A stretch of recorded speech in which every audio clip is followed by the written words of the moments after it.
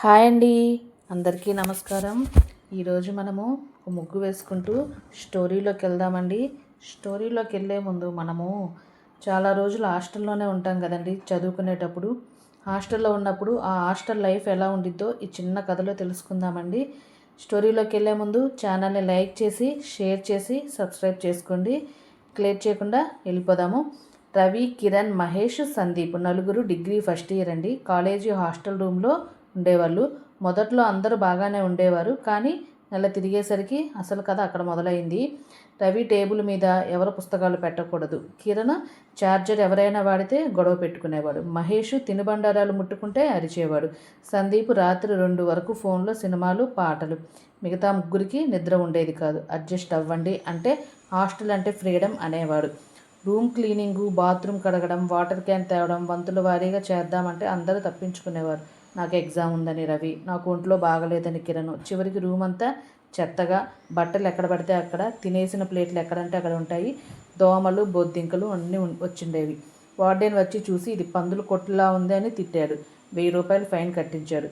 చిన్న విషయానికే పెద్ద గొడవలు జరిగేవి. నా సోప్ ఎవరు వాడారు అని ఒకడు, నా షూ ఎందుకు తొడిగావని ఇంకొకడు.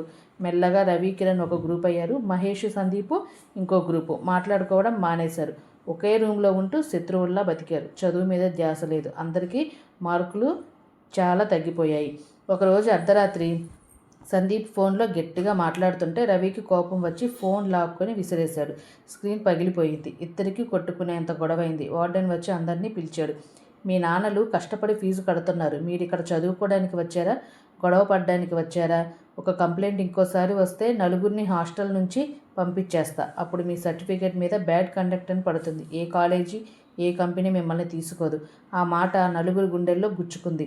ఆ రాత్రి నలుగురు కూర్చొని మాట్లాడుకున్నారు. తప్పు ఒప్పుకున్నారు. రూల్స్ ఇలా పెట్టుకున్నారు.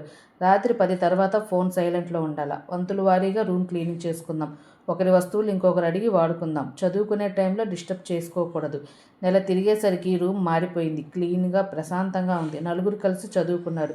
డౌట్స్ క్లియర్ చేసుకున్నారు. సెమిస్టర్ ఎగ్జామ్లో అందరూ 75% పైన తెచ్చుకున్నారు. హాస్టల్ డే రోజు బెస్ట్ మెయింటైన్ రూమ్ అవార్డు వీళ్ళకే వచ్చింది. హాస్టల్ అంటే స్వేచ్ఛ కాదు, సహజీవనం నేర్చుకునే చోటు. నేను అనే మాట పోయినా మనం అనే మాట రావాలి. మంచి ప్రవర్తన ఉంటేనే రూమ్మేట్స్ ఫ్రెండ్స్ అవుతారు, లేకపోతే శత్రువులు అవుతారు. నీ క్యారెక్టర్ సర్టిఫికేట్ని, నీ బిహేవియర్ని రాస్తుంది, మార్కుల్ని కాదు. ఎలా ఉందండి స్టోరీ? నచ్చిందా? నచ్చితే లైక్ చేసి, షేర్ చేసి, సబ్స్క్రైబ్ చేసుకోవచ్చు కదండి.